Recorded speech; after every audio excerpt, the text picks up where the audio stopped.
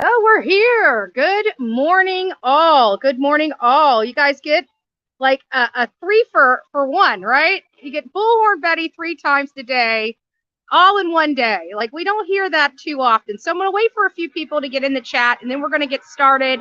Let me know if I start skipping out here. I am on my, at least I think I'm on my internet. I hope I'm on my internet.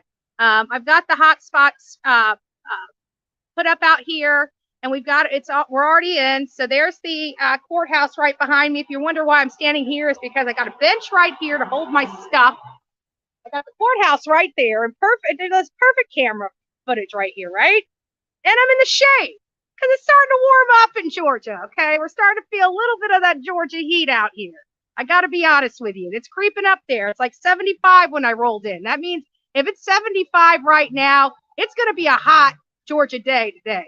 And as you can see, I'm a little flush already. I'm a little flush already, but it doesn't stop the coffee queen from drinking her coffee on a hot day, right? That's what we do. That's what we do. So why are we here? Leilani, her defense team thinks they're going to be able to get this malice murder knocked off their indictment. Like, that's the entire case right there. So her attorneys are working overtime. Poor her, right? And we're not even going to get into no charge Hadley while we're sitting in here in Savannah, Georgia. We're just going to get right into the piece of garbage by the name of Leilani Simon. And if you guys are just tuning in for the first time and have no idea who Leilani Simon is, you are going to want to sit back and hear this. So in October, we learned that a child went missing. So we started watching it, and then we started learning that the mom has been caught in several lies, saying that the father had the child, that she wasn't living with the biological father, but she believes the biological father had the child. She believes that the child, she just came up with some of these things. So we started queuing in, and we started feeling like there's a lot of red flags in this case, enough that it sparked our attention to say, hey, maybe we need to go down there, because what I don't like is, I don't like other people's work. So I'm reading these articles, I'm reading, all this stuff. I'm watching all these videos on there, and I'm thinking to myself, a lot of people on different sides of the aisle, they believe that, this child was abducted, this child was sold. Like we always hear, every time a child disappears, the child sold somewhere. Like we have a child's market on every corner across the United States, but somehow this child was sold.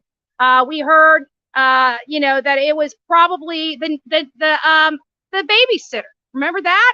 The babysitter did it, right?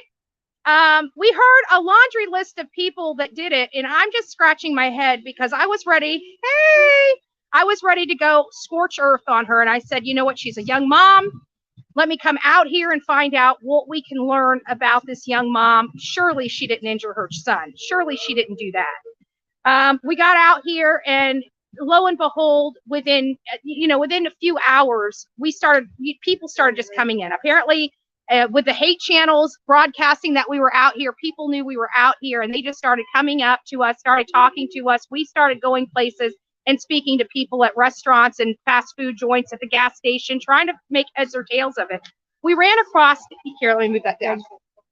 We ran across several people that wanted to talk, that told us a lot of information about Leilani, some people close to her families, close to her friends, and they were saying that she never had a connection with this child, that this child, she would jump over the other children to punish, instead of punishing the other children or the ones that did it, because he had an older brother, and his older brother sometimes took him out of the crib and took him over to the neighbor's house. Well, it wasn't his older brother that got punished.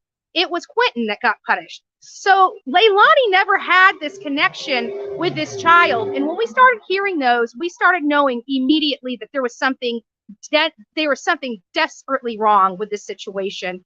And we started getting that horrible gut feeling that we get when we cover cases like this, right?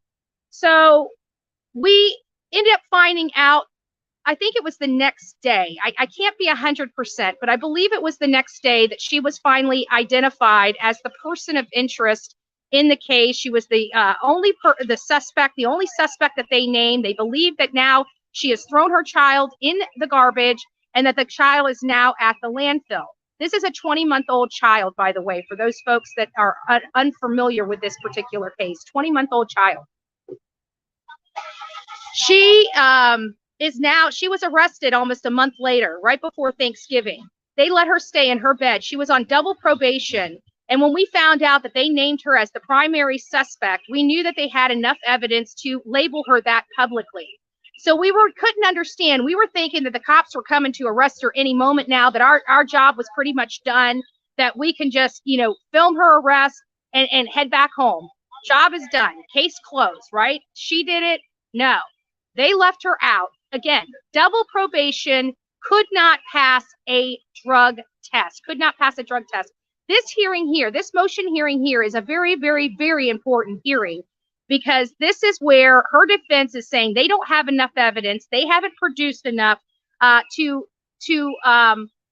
allege this malice murder. They want to remove the malice murder and a couple other things. I think it's a couple more felonies off of the indictment. We're going to read some articles, and we're going to actually read the actual indictment so we can look at it and compare what they're actually trying to remove from the indictment. But I don't think they're going to have enough legal argument for the indictment, because in fairness, officers followed her movements, followed her to a dumpster. They had the dogs there. The dogs made a hit on the dumpster, one of the dumpsters there, not all the dumpsters, just one. They got video footage of her sitting out there. And now the child was actually in the landfill. So I would think that the only legal argument that they really have at this point is somebody else did it, right? So I do believe they're going to try at some point to start alleging that maybe it was Danny that did this, or another occupant inside that home. She finally appears, the lady that's representing her the last time we were here seemed to have been cuddling her a little bit, trying to show her some support, and that's good, because what I want a pit bull for the defense counsel, for opposing counsel in this case. I want a pit bull, because that's one less appeal she's going to have when she's convicted. So we need a good defense attorney for her. We need somebody representing her and fighting for her rights, because that's the way the judicial system works. And I want her to have the best of the best, because I don't want to have ineffectiveness of counsel to be raised as one of her reasons for appeal. And if she has a pit bull for a defense counsel, that's one less appeal we have to worry about when this scumbag goes to jail for life, or DP. I'm all about DP. Many of you guys know I'm a proponent for the death penalty in certain cases, for certain reasons. If there are extenuating circumstances, then I do agree that there are some extenuating circumstances that should be looked at to decide whether they should do life imprisonment or the DP. But I am definitely an opponent of DP. Opponent. Am I proponent or opponent? I'm mixing up proponent. There we go. Me and my grammar today. So I want to go ahead and I couldn't wait. I had to go get some of the coffee. Just go ahead. Oh yeah, I got here long enough to go to the coffee, get my coffee, and come here and set up. So I just want to read a couple things to you. I've got the indictment up now, which I don't want to read just yet. So this is the news article, and this came from from News Channel 7. They must have stole somebody, because look who's on there. Oh, I don't think you guys can see it. And it's not a WSAV. Oh, it is. Yeah. It is. Oh, that is an article. I'm about to say, it looked like it came from, I guess their channel must be Channel 7. It's on Channel 7. Whatever. So Savannah, Georgia. It says a day before accused murderer Leilani set to make first actual appearance in Chatham County Courthouse, reporters have learned attorneys in the case are asking the judge to throw out 3 murder charges against her. Give me just a second. There's a loud.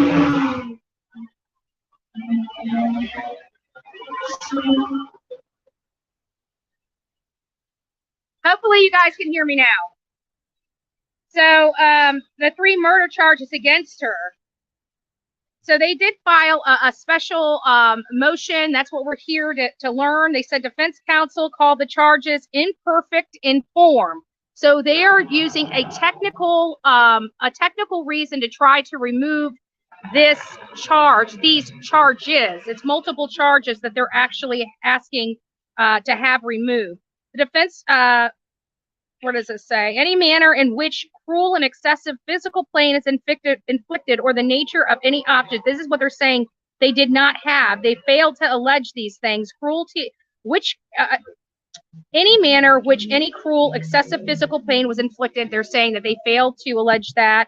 They failed to allege the nature of any object or weapon which resulted in serious injury to the victim. And I keep wondering, is this the reason why, if you guys remember, it was reported that Quentin Simon's remains went from the FBI over to GBI for additional testing. And I'm wondering if this additional testing is not a direct result from this motion to remove these indictments against Leilani Simon. The defense called the charges imperfect in form, which we just went over, and alleged all these things related to cruelty, not being able to identify cruelty, excessive physical pain inflicted, the object, or serious injury to the victim. So, according to the investigative unit in legal analysis, Devin Raffus, I don't know who that is filed by the defense attorney. And I don't know what Devin Raffus is. I may have to look that up. I don't know if that's a person or if that's some kind of special. Believe it or not, they have names for these. That's why you have Amber Alert. They put these people's names in these things for some reason. So I'll check that out for clarification and ask more details about the charges against the client. The motion filed by Leilani's public defender is asking the judge to dismiss 2 felonies and 1 malice murder charge against Leilani.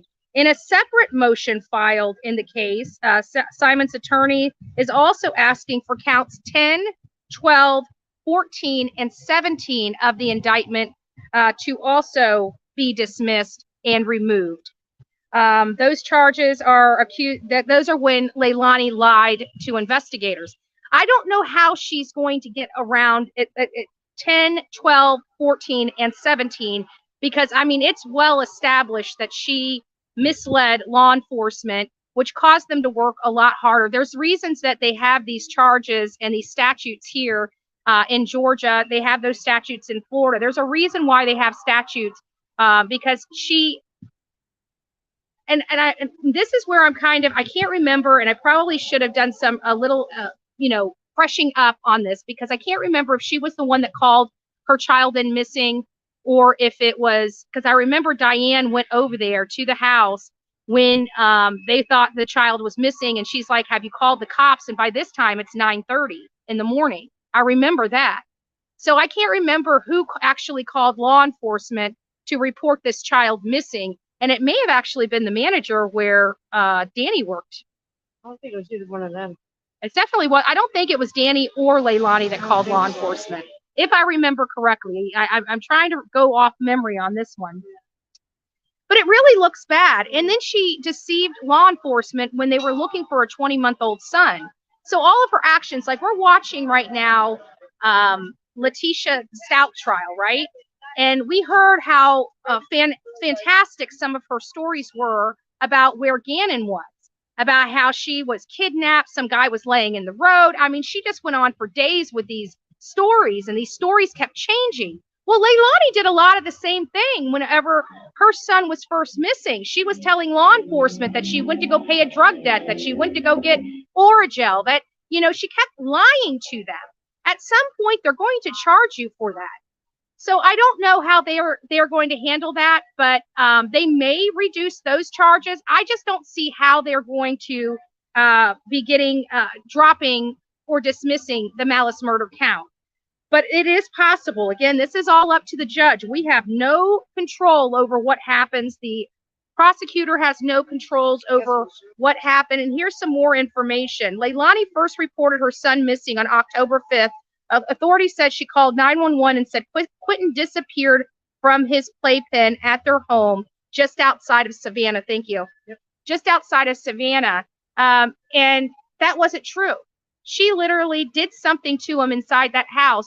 We arrived at that location a day after they had blacked out the windows and did either Star Blue, luminol, or amino black in that house. They did do some forensic testing inside that house. There is a reason they believe that child was murdered inside that house, and there is a reason why they charged her with malice murder as opposed to a second-degree murder or a manslaughter charge. So they obviously have enough evidence to say something horrific happened inside that home where they believe Quentin was killed. Could this be another thing like we just saw in Letitia Stout's trial, where they have photos and everything of all the blood splatter and all the circles on the concrete and things of that nature? Is that what we have? Is that what we're going to be seeing at her trial? I believe so. And I have a funny feeling when we see to the true gravity of the evidence inside that home, our hearts are going to break. I truly believe that, because she was very violent to the son. I don't know why she was, well, I have a theory as to why she never connected with this son. With this particular son, she never connected with.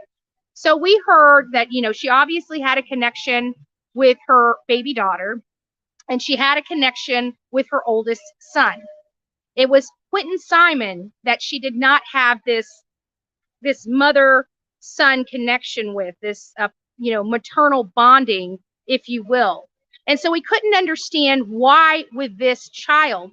And when we were talking to some of the people in and around the area, they stated it had to do with the fact of the baby's father. She completely despised Bubba Moss. And I'm thinking, well, she's had a lot of men. She's on a lot of drugs. I'm sure this is not the first person she despises or hates.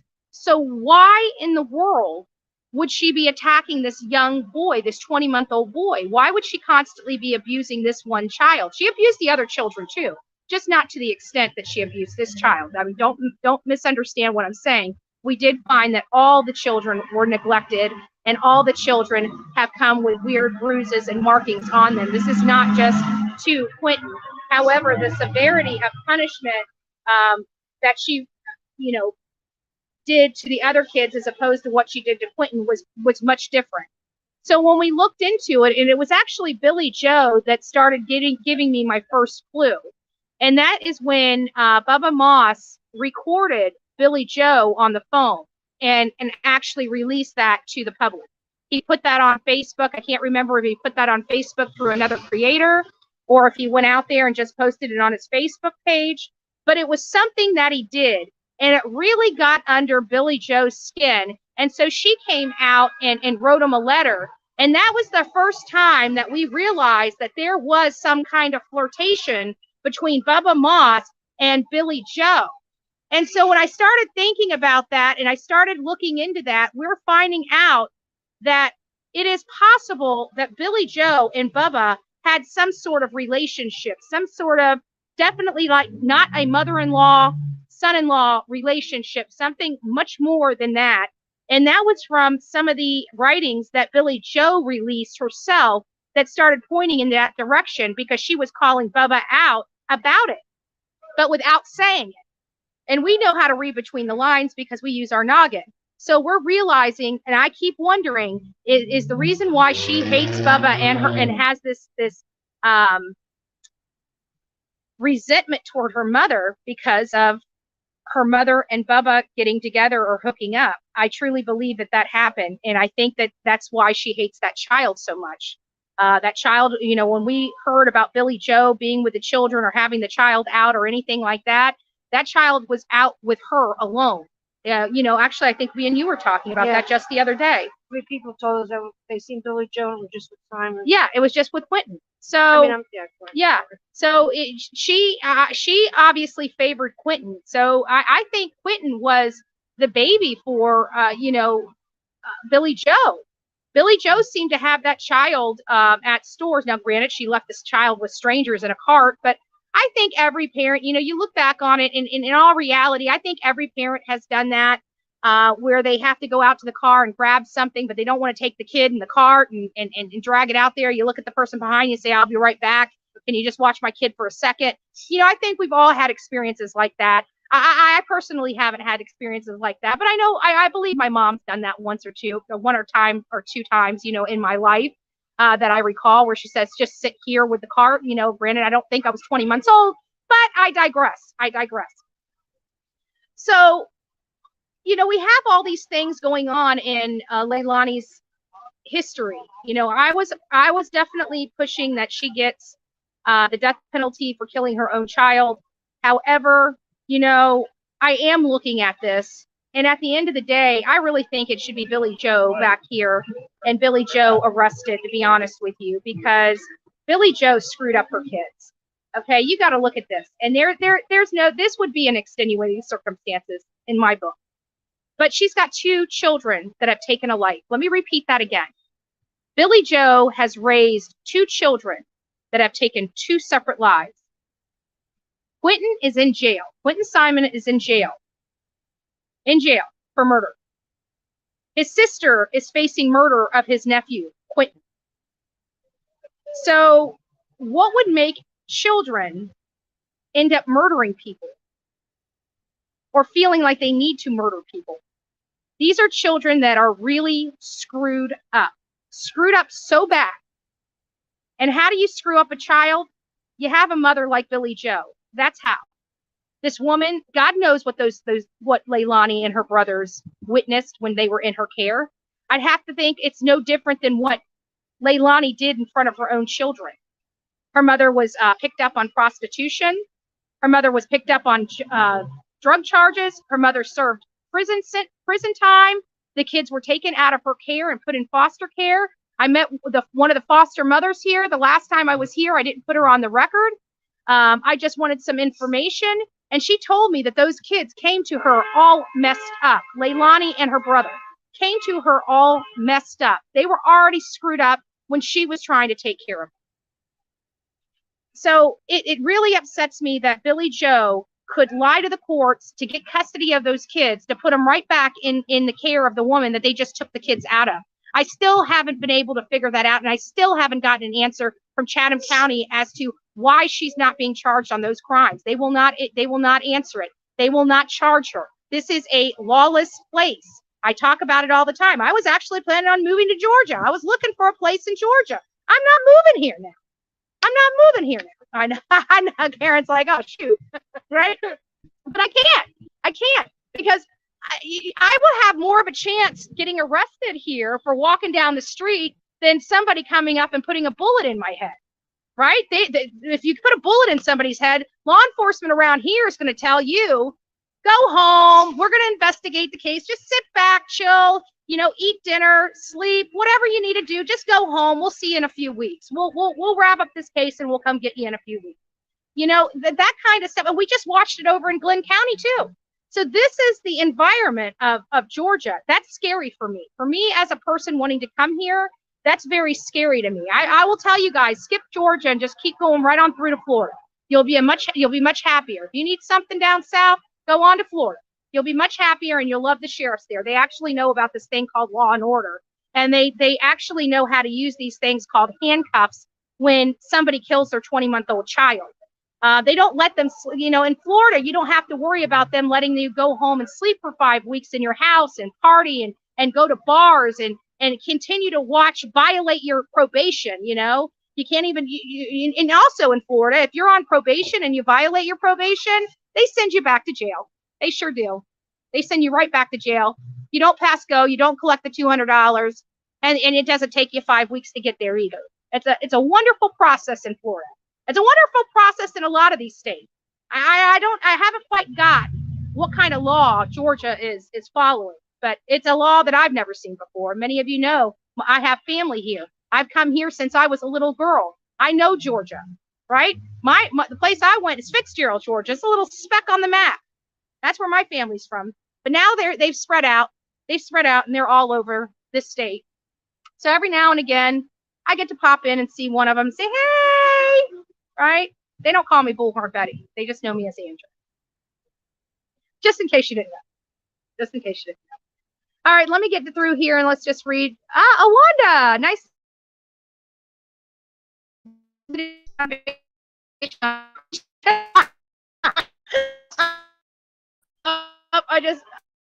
Hold on, I'm trying to get it up. It just dropped. There you go. That's how you do it. That's how we all enjoy, right? Come sit in on vacation and leave probation. And the only thing you have to do to get on vacation is on the street. That literally, that'll do you in. But don't, it's the wild, wild west with violent crimes. But the little petty stuff, they'll arrest you on that. Oh, God. What time is court? Reap what you sow. Court is at 2 p.m. today. Court is at 2 p.m. So I wanted to get here early because I wasn't going to stay tonight. Many of you know I was in Glenn County, and then I went to Marion to cover the three kids that were murdered. And talk about a story there. Holy crap. I wasn't expecting to hear that they're all been armed robbing people and robbing houses and all this other stuff. None the wiser. I would have never looked at any of them and thought that. None of them. I would have never thought that in a million years, but it is true. They were all one big clique, and the clique turned on each other, and 3 people are dead because they thought and Camille lost her life because they thought she was going to snitch on them killing the other 2. That's the reason why Camille lost her life. All for nonsense. All for nonsense. Those kids should never have been doing that. And I keep wondering, where the hell are the parents? Here's 2 cases. You got Trenton, and you got these 3 kids. You got Layla Silvernail and Camille Quarles, and an unidentified other male dead, all under the age of 18. Literally thrown in ditches and stuff like that, like crazy stuff. And the 3 people they were hanging out with were gang members in rural Florida. Like, it was farm country out there. Like, when do you get gangs and stuff like that? I'm telling you, these gangs and these cartels are getting smarter. They're no longer moving into the cities. They're setting shop up out east, out in the rural towns, and doing their business in the city and going out there for protection. So we need to start being careful for that.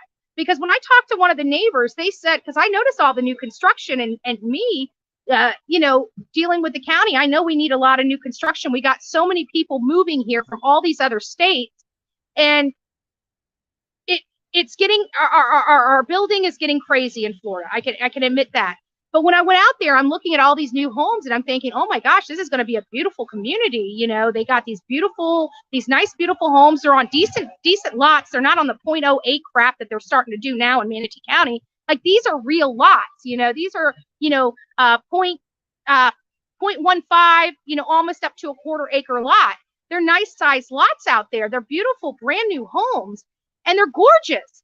And I'm thinking, usually when you build new homes, you get, new families, you get this, all these new people coming in. But in these types of homes, it's usually typical that you get a family, a nice family with children in it. And we're finding out that a lot of these houses are being purchased by these huge rental outfits. So they're buying these houses, having them built, and they're sticking tenants in the houses. The rent's going from $1,500 to $1,800 a month. And so these gangs are getting 4, 5, and 6 people to rent the houses with them. And the rent is ultra cheap, and they're able to make row houses. They're able to manufacture drugs out there and ship them in. They're able to obviously coordinate robberies and armed robberies. I mean, Taj, from what everybody says, from the information literally, when they went to pick him up, walks out with a ski mask on and a gun in hand. Everybody knew they were about to go rob somebody. Little did they know it was the 2 people in the front seat. And I don't even think they robbed him. They just shot him and left him for dead and took off, shot the other one, and threw the car in there. And again, the reason why they shot Camille. Apparently Camille must have been their BFF. And the other 2, they must not have trusted. But the only reason why they shot Camille, and mind you, Camille got in that trunk on her own free volition. And come to find out, she did that often. So it sounds like they would go to these places to rob them, and she'd just pop out of the trunk. It's crazy. I'm serious. It's a heart attack. So all these kids are trouble. All of them. Now, did they deserve what they got? No, nothing deserves that. But let me get on to the, now that we did a little tangent and got off, and now we're going to heat this back up a little bit. We're going to go over the actual indictment for Leilani. Remember, they're trying to dismiss the 3 murder charges, including counts 10, 12, 14, and 17. So they're trying to dismiss count 1, which is malice murder. I need my glasses. Let me see if I can turn this way. Hold on. I think I can get it bigger. Oh my. I think I can get it bigger. Give me just a second, guys. Okay, here it is. And it says, in the name of and on behalf of the citizens of the state of Florida, the charge and accuse Leilani Marie Simon with the offense of malice murder. So that's count 1. So they're asking for count 1 to be dismissed. She has a count 2, felony murder, and what's highlighted is accused did make an assault upon a person of her son, Quentin Simon, with an object that when used offensively against a person did result in serious bodily injury, the nature of the object being unknown to the grand jury at this time. That was actually in count 2, and as you can see, that was highlighted in yellow. So they're asking for that to be dismissed. They're also asking for count 3, the felony murder, which was cruelty to a child in the first degree, cruel and excessive physical pain in a manner unknown to the grand jury at this time. So because the defense is saying you haven't produced a murder weapon, you haven't produced us a report saying how this child sustained this excessive physical pain, that you're falling short of meeting the burden to bring this indictment. So that's basically what they're saying on those 3. And so now we want to look at, now they're not asking for count 4 to be dismissed, which was concealing the death of another. They're not asking for count 5 to be dismissed, which is falsehoods on October 5th, which is false report of a crime. They're not asking for that to be removed. They're not asking for count 6 to be removed, which is making a false statement. And let me go up here to concealing the death, because we did have some highlighted information on here. To conceal the death of another, unlawfully concealing the death of her son, Quentin Simon, by discarding him into a dumpster in Azalea Mobile Home Park, which hindered the discovery of where Quentin was unlawfully killed. So that was count 4 that they put on here. They're not asking for that to be removed. So they're not asking for them to say that she threw her son away like garbage. They're not asking for that count to be removed. Now, making the false statement and the false reporting of a crime, they said she did and knowingly give false report of a crime to the Chatham County Police Department, a law enforcement agency of the state, by implying that Quentin Simon had been abducted by an unknown intruder. They're not asking for count 5 to be removed. They're not asking for count 6 to be removed of making a false statement, which they're saying here that about the 5th day of October 5th, 2022, did knowingly and willfully make false statements by having admitted that she had left her home in the late night hours of October 4th to meet her drug dealer. So that they're not asking for that to be removed. And sorry, it's very small print, as you guys can imagine, very small print. So you guys are going to have to bear with me.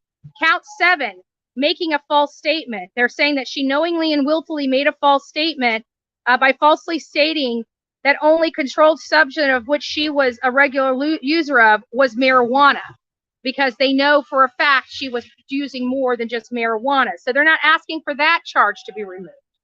They're not asking for charge 8 of making a false statement to be removed by falsely stating that the only controlled substance that she had used in the past 24 hours was marijuana. Did you notice the difference in the statement? One is that she is only a user of marijuana, and the other one was within the last 24 hours. She lied to them about both of those, making false statements on both of those.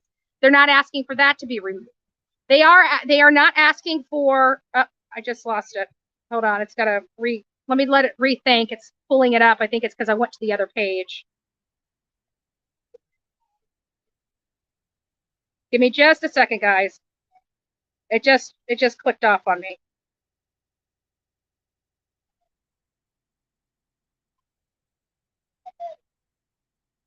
What in the world? Literally just clicked off on me. Okay, it's hooking me up to the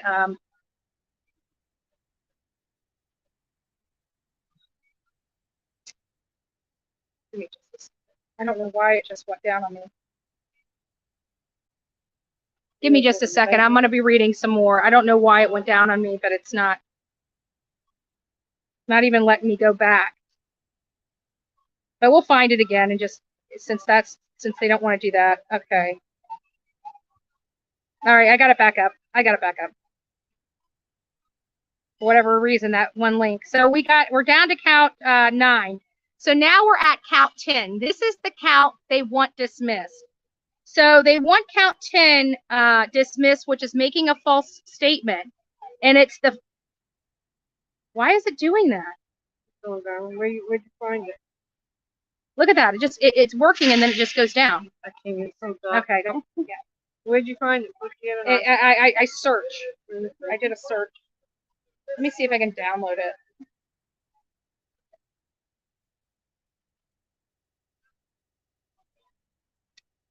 Well, it's giving me problems right now. I don't know if it's my service here that's dropping it or what. But count 10, I'm going to get back up.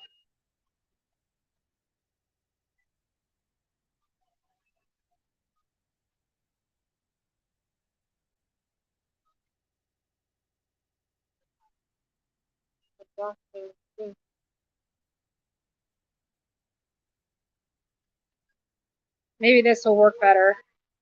I'm going to try to download the PDF. I was just reading the PDF off my phone, so maybe, hopefully, with it downloading, maybe that'll help me a little bit better to read it without it dropping. Because as people start pouring in here, the bandwidth starts going. Okay, I've got it downloaded now. At least I think I got it downloading. So, making the false statement that in the early hours of October 5th, she had, in fact, traveled to Azalea Mobile Home Park and there had discarded her son in the dumpster.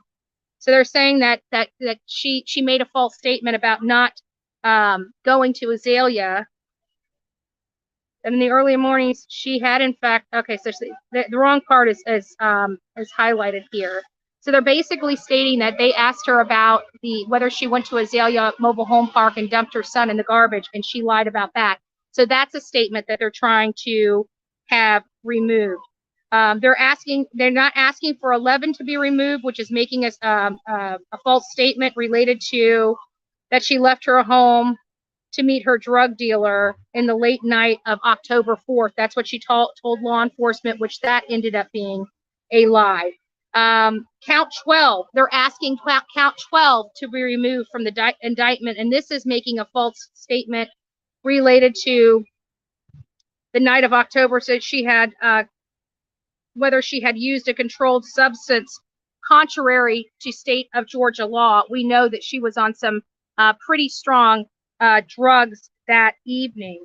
They're not asking for count 13 to be removed, and count 13 was a wrongful statement related to meeting Misty to obtain Oragel. We remember hearing about that.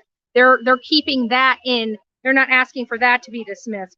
Now, count 14, they are asking count 14 to be dismissed, and count 14 is a false statement related to the early morning hours of October 5th at Azalea Plaza. She had discarded her son Quentin in the dumpster, and it says willfully concealing from Bridget Brock of the Federal Bureau of Investigation. So 14 is lying to an FBI. We talk about the FBI all the time on this channel, and if an FBI, sorry, there's an ant crawling on my phone. If an FBI agent asks you a question, you can refuse to answer. You can refuse to answer an FBI. You can say, I plead the fifth. You can just say you're not going to talk to them without an attorney. What you cannot do is lie to the FBI. Lying to the FBI is a violation of law. That means you could have committed absolutely no crime that brought the FBI to your door, and by lying to them, you are now arrestable. So think about that. You committed no crime. They knock on your door. They say, I'm so-and-so with the FBI. Were you here last night? And you don't want to tell them you were at a party, and you say, I was here all night. You just committed a crime, and you will be arrested for that crime. You cannot knowingly lie to an FBI. Now, with police, it's a little bit different. Not that it's right or wrong. When you commit a crime, you're better off just not saying anything than lying to them, because they can charge you with lying to law enforcement in a criminal investigation. But what they can't do is charge you for lying to law enforcement when they had no charges to question you anyways. So there is some delineation between that. But if you lie to an FBI agent, that is a crime. That is a crime. You don't have to commit a crime. All you have to do is lie to them. That's what they tried to get General Flynn on. He didn't commit any crimes, but they said that he lied to the FBI, and that's what they were trying to charge him with. Not any crimes he committed, just not being forthcoming to the FBI. It's better to keep your mouth shut, plead the fifth, or say you want an attorney before you ever make false statements to law enforcement, and that'll keep you at least from getting those charges.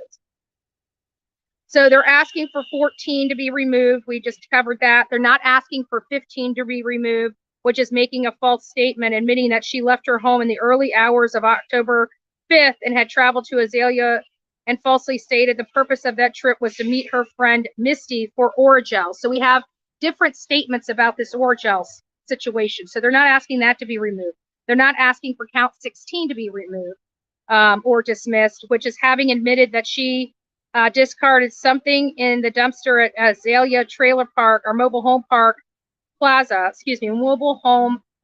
in the early morning hours of October 5th, falsely stating that she had discarded was just normal household waste. So she admitted discarding something in there, but she stated that it was just normal household waste.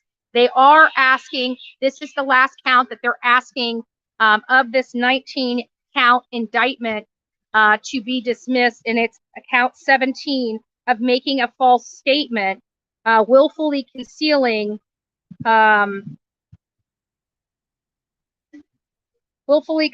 from Bradford Snyder and Savannah Solomon with the FBI that the early hours of October 5th at Azalea Mobile Home Park, she had discarded her son in the dumpster, contrary to the laws of Georgia. But there's something else here. Jurisdiction of Chatham County. So she knowingly, falsely provided a false statement that she did not discard her son. So there's several discarding of sons and dumpsters in here, different ways. I don't know if she was asked several times about it and she lied multiple times. That's what it seems like here. They're not asking for count 18 to be removed, which is falsely stating that it was not the accused, but rather Daniel Youngkin. We know that she tried to blame this on Danny. That is the youngest child, her baby, the 4-month-old baby. That's the father of that 4-month-old baby. She basically pointed the finger at him and said that he was the reason this child was missing. Look at him. She made a false statement about that. Apparently, there's no way he would have known. He didn't know about this. He went to work. She did not. She used his phone to talk to the babysitter. I think we're going to find out. That's allegedly.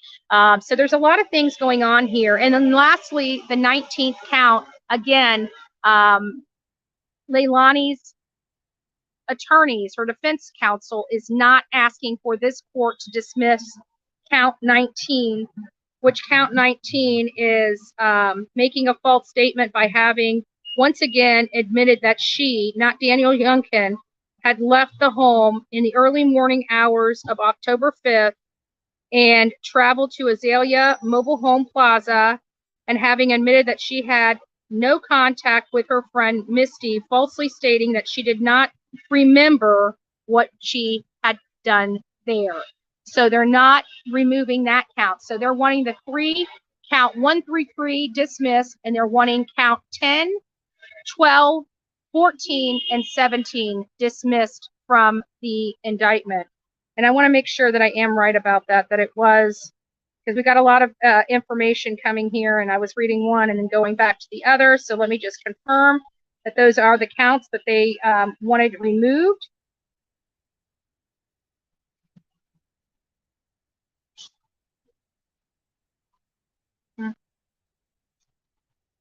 And I think it is. Here we go.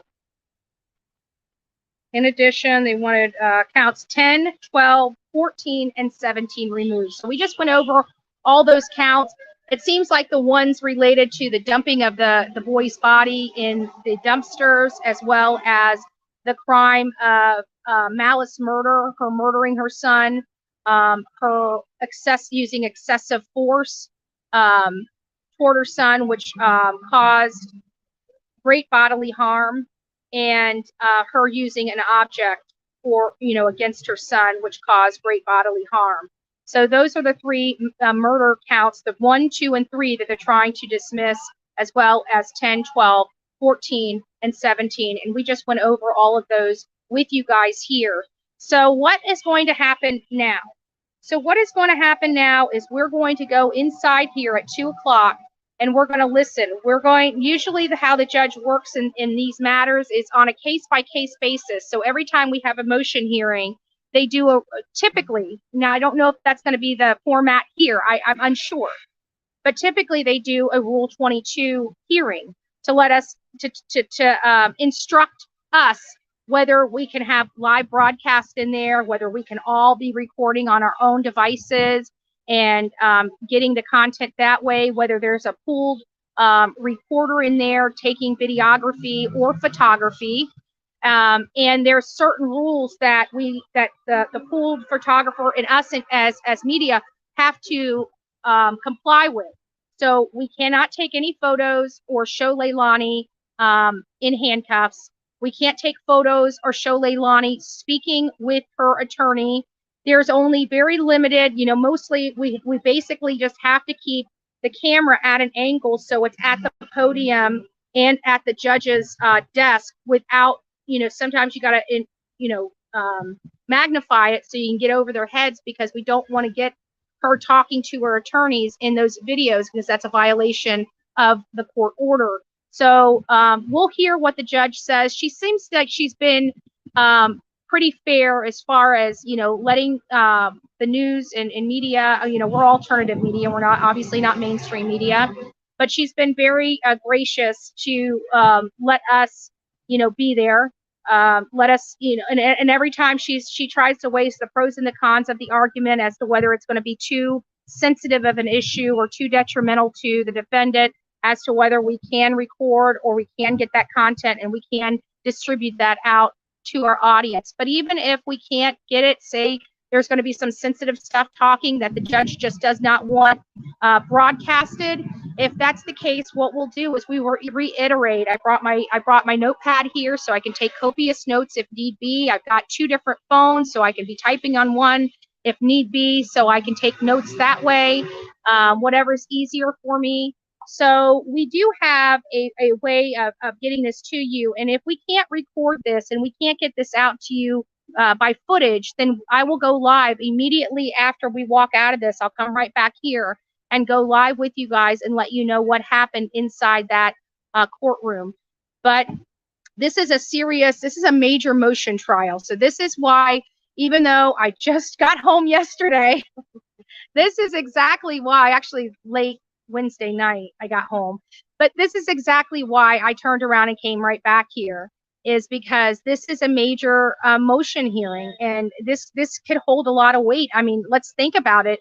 If they go in there and they can argue this case and they get the three murder charges dismissed, we're screwed. What happens to Leilani then? It is scary. It is very scary that something like some technical stuff can really jam up a process. Now, it's my hope that everything that was alleged in that indictment, because remember, she was only charged with malice murder by no charge Hadley. It was the state that looked at the entire case and said, well, we're going to charge her with this, we're going to charge her with this, we're going to charge her with this. The state attorney stepped up to the plate and said, hey, there's not enough here. She did a lot of crime.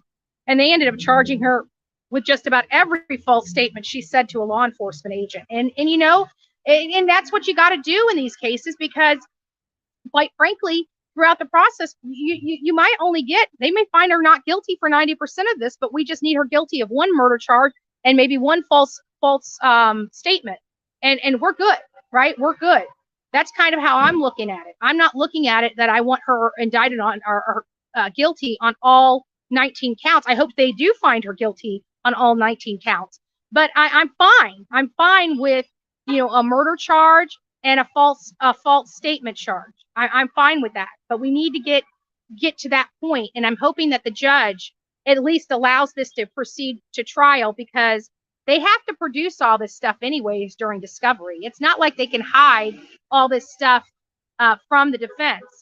And it doesn't seem like they're willing to play like that here in Savannah, Georgia. At least I hope not. I mean, the police are giving throughout the state is giving the state a bad name. So, and I say police, not sheriff, because I have never in my life been in any county limits and had police doing the investigations. It's usually the sheriff's department. It's usually the sheriff's department. And there's got to be a reason why the state of Georgia is kind of not allowing the sheriffs to do their job and wants to bring police into it, city police into county areas. I don't know. This is the first place I've seen that. I don't know if that's anywhere else in this country, but every other place I've ever been, I've ever covered a case, when you're in county limits, the sheriff takes care of it. When you're in city limits, the police take care of it. It's been like that my entire life. This is really interesting to me, how we have Chatham County Police doing an investigation when they're really an extension of the city of Savannah Police Department. So I never quite understood it. And by talking with the lieutenant sheriff when we had all those problems back in October, it doesn't seem like the sheriff and the police are eyeball to eyeball on a lot of things here. I'll just say that. I'm not going to, stir up any unnecessary beef or whatever, but I can tell you, me personally, from my conversations I've had with some of the at least the assistant, I think it was the assistant lieutenant or assistant sheriff. I don't remember. Maybe the assistant lieutenant sheriff. I can't remember his name. But it just doesn't seem like they play nice with each other. I mean, it seems like they get frustrated with one another. It appears. That's what I got, because the guy came out, he was nice as heck, and he's like, look, we have nothing to do with this. This is Chatham County Police. We only house these people out here. He was very nice, very gracious, explained to us, what was going on. And I'm like, well, let me just make it easy for you. Let us just get our boy, from you having to deal with any more of this nonsense. Just tell me what we need to pay and where we need to pay it, right? Let's go ahead and get our boy out of here, and we'll get out of your hair. No harm, no foul. But it took a little bit of working, because I think what got the sheriff on my side was when I told them about how the police filed, because police are required, when they put those incident reports, they have to sign those under oath that they are true and correct to the best of their ability. And when they intentionally omit things, like a person coming out of their home with a baseball bat and getting ready to hit a person out there that you're trying to arrest, that's a big deal. That needs to be in that report. And when you're willfully omitting those types of things and those types of crimes from your report, there is a problem for me. There is a problem for me. And so when I explained that to him, and he realized I knew what I was talking about, because this is not my first rodeo, he kind of like, you're right about that. They're how can you not agree with that? They are under oath. When they fill those reports out, they have to attest to it under oath, and he willfully lied on a report. He loses every bit of respect for Bullhorn Betty, because you are a police, you are a person that has authority to make arrests here, and you have to be truthful in your reporting of these arrests and of these crimes. And if you're willing to do that on that piece of paper, how many other pieces of paper in your wake have you misrepresented, removed, and omitted key factors of that? And because you omitted it, now when they go to court, they cannot use it. It is done intentionally and willfully, and I hope that officer was reprimanded for that. But knowing no charge Hadley, I'm sure he was probably given a pat on the back and a slice of pizza. I wouldn't be surprised. I wouldn't be surprised. And that's where I get with these police out here. Now, I'm not talking about the police back here. I'm not talking about the beat cops. I'm not talking about the officers that go out there every day and put their selves on the line. There are a couple of the Chatham County Police that I do not like at all, and I have no respect for. And one is a big fat guy that wants to, I can't even remember his name, that wanted to push us around and talk to me like crap when we were trying to explain the true situation of what happened, and he did not want to hear it. He closed his ears off, and he literally violated somebody's rights because he wouldn't open his damn ears. He knows better than everybody else, and he's too fat and too lazy to get off his ass to actually find out the truth. So yeah, I have a problem with him. I had a problem with a few of the officers manhandling women out there. Like, is that how you treat your wife? Like, they are not resisting. They are not fighting with law enforcement, and they have bruises on them. Totally unacceptable in my book. And I hope that officer was also written up. We also have another officer that was just aching to make his first arrest. Make his first arrest. And he does it for a boy doing a handstand in a road. And let me tell you, I read the laws and the statutes here, and you can walk on the road anywhere, whether there's a crosswalk or a sidewalk, as long as it's safe to do so. There was no other cars around there. He was safe to do that, and that officer was just aching to throw somebody in jail, and he threw an 18-year-old boy for doing literally nothing wrong. And by the way, I did give that boy's parents his bond money to get him out of jail. I witnessed that officer violating his rights, and I said, if you do not break the law and you go to jail here in Chatham County, I will pay your bail. I paid that boy's bail. And, I feel bad that it got the way it did, but this is a community that is upset because they do not have proper law and order. They have some kind of law and order, just not proper law and order. And that's where my problem is. So we're going to go in here. I'm going to go ahead and pipe this down. We've already had the hour something this morning drive in. We've already been out here. We've discussed all the indictments. We've already discussed what they're going to, they're asking the judge to dismiss and remove from that 19-count indictment against Leilani. And so my commentary on what's going to happen here. It is my belief that this indictment has teeth. So it's going to be very hard to overcome and remove those murder charges. Is it possible that she may have one of them removed? It is possible she may have one. I don't know what their legal argument is. I don't know what their legal strategy is. I'm interested in learning that here. That's why I'm here, to be here in person and to hear it with my own ears, what direction the defense is going. Because if I can kind of start seeing how they're going to be setting up this trial, we can really start talking about this. So this is very important. And the other counts, honestly, me personally, I'm not with the amount of false statements made on that indictment. If a few of those go, I'm fine with it. But the problem is the ones they want to go is a directly related to her disposing of Quentin's body and her false statements as to where he is. And I think that's going to go right into this case more so, because they're going to have to explain all this in court. The prosecution is going to raise all these things, whether they're on an indictment and she's being charged with them or not. So I'm trying to weigh that. I mean, she either lied to law enforcement or she didn't. If there's enough evidence that she lied to law enforcement and they can bring charges, I don't see where they're going to have a lot of wiggle room to remove those charges off the indictment and dismiss them. But is it possible? It absolutely is. That's what's so scary about this particular hearing, is that anything can happen. This is where the legal minds of the defense and the legal minds of the prosecution office are going to be fighting to keep. The prosecution want to keep these charges on. The defense wants to take these charges off.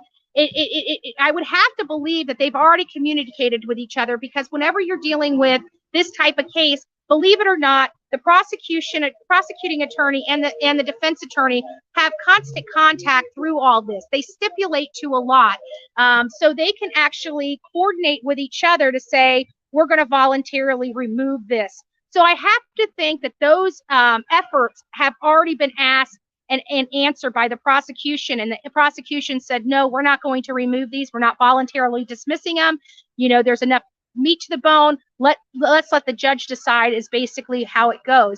But I have to think before the defense put this motion out that they already had some conversations with the prosecution office, and opposing counsels didn't agree on it. So now they're taking that step further and bringing it to the judge and going to argue it in front of a judge to let the judge decide how it's going to work. When we leave here, I still think that at least 2 of the 3 murder indictments will still be on here, if not all 3. But I do believe at least 2 of the 3 will be maintained. With the other ones, I'm not really sure, because, you know, these are statements she made. Did she make them under oath? Did she make them? These are things I don't know. And so it's only conjecture right now, because I don't know how she made these statements to law enforcement. Were they just verbal? Were they written? And how are they going to prove that she made false statements to law enforcement? So we'll hear a little bit about that, but I think that this will help us at least identify the direction the defense is going with their trial strategy. So it's all up in the air at this point. I'm hopeful that when we leave here today, we still have a 19-count indictment, and she's still charged with 19 counts. These are horrific charges. She's done horrific crap. You know, she doesn't get a free pass here at the Bullhorn Betty channel. And let me tell you about this woman, Leilani Simon. Leilani Simon is a despicable girl. And I know for a fact, I know in my heart and soul, she killed her kid. And everybody was trying to tell me that Quentin probably got killed by an accident, that something horrific happened. It was just an accident and she freaked out. I never thought that. I never lied to my audience about that. I brought it up and told them I don't believe it. I believe that she murdered this child. We were right about that. And it was because of the great work that we did out there and the great people that spoke up and allowed us to listen as to how we got to that point. I believe I was sitting there eyeball to eyeball with Leilani, and I was asking her, how does it feel to know that law enforcement is out there in the landfill looking for your son? That your son is coming back a bag of bones, that he most likely has maggots on him. She didn't break down. See, and the reason why I said it like that, it wasn't to be cruel. It was to get a response from her. It was psychology, to see how she would react to that. Normal mothers would have been breaking down and inconsolable with the thought of that. She didn't. She was stone-faced. She even smirked at me. That is one evil bitch. That is one evil bitch. And I know she did this crime. In my heart and in my soul, I know she did this crime. And I trust the legal process. I trust the judicial process.